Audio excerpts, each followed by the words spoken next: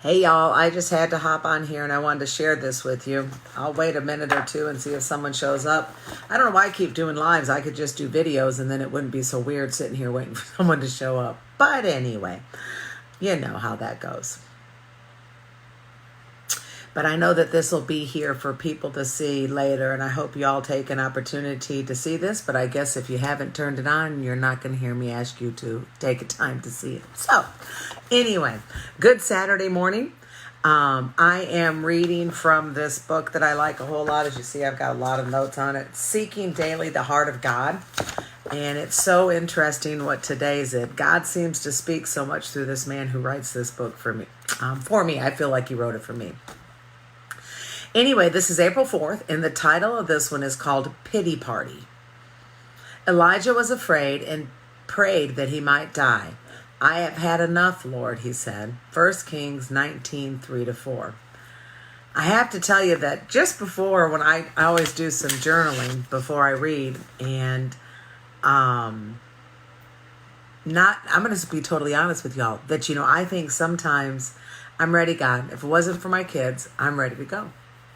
It is. And then, what came behind me is, but if you still have something for me here to do, I'm happy to stay. But the truth, not that I'm suicidal.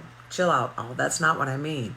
But it's just sometimes this life here just seems to be too much. Do you know what I mean? Who wants to be going through these crazy times of this corona? It's crazy. So Elijah was afraid and prayed that he might die. I have had enough, Lord, he said. 1 Kings 19, 3-4. And as you can tell from my attitude and my smile, God's really good, and this is going to get really good. We can feel sorry for ourselves when our faith has been frazzled, and fear, there's that word again, for those of us in recovery, intimidates us. I sometimes exclaim, Lord, I have had enough. I may even host a pity party in my heart, but not so surprisingly, I'm the only one who attends. Health issues, financial frustrations, relational conflicts, spiritual disappointments, and circumstances out of our control, corona, all contribute to self-pity. Has your confidence been crushed? Have you gone from a spiritual high to a new low of anxiety? Have hope, he says. There is a righteous road to relief. Great women and men of God are not immune to severe insecurities. Elijah is calling down fire from heaven one day and is soon after huddled, frightened, and depressed in a cold cave.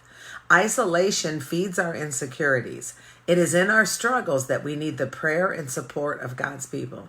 Maybe you have always been the one on the giving end, but now it is your opportunity to receive. Good morning, everybody. You bless others when you accept their sincere love. That is still hard for me today. You can depend on God's protection when you do God's work. His resources are never reluctant to get involved with a humble heart. So lift your focus from yourself and your sorry situation and seek Him. It's just funny when He speaks to me that way. He has the grace you need to get through tough times. But He said to me, my grace is sufficient for you, for my power is made perfect in weakness. 2 Corinthians 12:9. Your weakness is an opportunity for Christ's power to rest on you. Moreover, make sure mental, emotional, or physical fatigue has not flattened your faith. That's where I struggle also. I can get all of those tired. Get away and rest in the Lord. Take long walks and take in the wonders of Christ's creation. You may need to play before you can pray. Perhaps you engage in a Christ-centered counselor to help you process your angst and anguish. Lastly, re-enlist in service for Jesus, and your self-pity will transition into love for others. Isn't that what we talk about in Living Recovery all the time? We're going to serve, so we're get out of self, and it's going to transition into that love for others, because if I'm not self-focused, life is so much better. Your love has given me great joy and encouragement, because you, brother, have refreshed the hearts of saints. Philemon 1:7. So the question at the bottom, which is so good, it says, how can I love my way out of my lamentations? And then I think Lamentations, because of course it's a book in the Bible, and Jeremiah, he lamented, whatever, that it's so well. Hey, Angela. So we're going through Corona. We are not alone. We are going to get through this together, and I'm still grinning because God is just so good how he does this to us. It's going to be all right. I am probably going to get outside and work in the yard today, playing some dirt. That's excellent therapy for me. What are you guys going to do today? Anybody got any plans to get some rest and relaxation? What are you going to do? I'm waiting for y'all to tell me. I see you popping up your likes and loves, and I love y'all. But if you don't have any plans, make some. Do something. Get busy. We're getting ready to start that big book Bible study. If you've got a few minutes and there's some, we can't be out working constantly or painting constantly or drawing constantly. I'm going to invite you guys to get involved in the big book, and maybe you could what I would love is what I want to do is I want to do that big book and that Bible study right next to each other. We've got to get back to basics. I also want to work on those slogans. Nothing ever changes if nothing ever changes. One day at a time. Keep it simple. Keep my head where my feet are. If I'm not the problem, there is no solution. So those are just some things that are coming up we're going to be working on.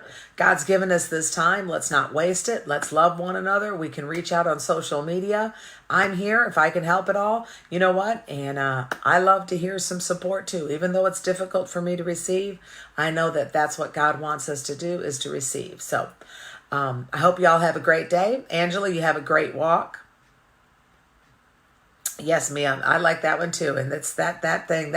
And Denise Martin, our dear friend, I always heard stay out of my head, but I really like, keep my head where my feet are. That's something that I can do. I can do. And this whole thing's about taking action, guys. If you're struggling, take action.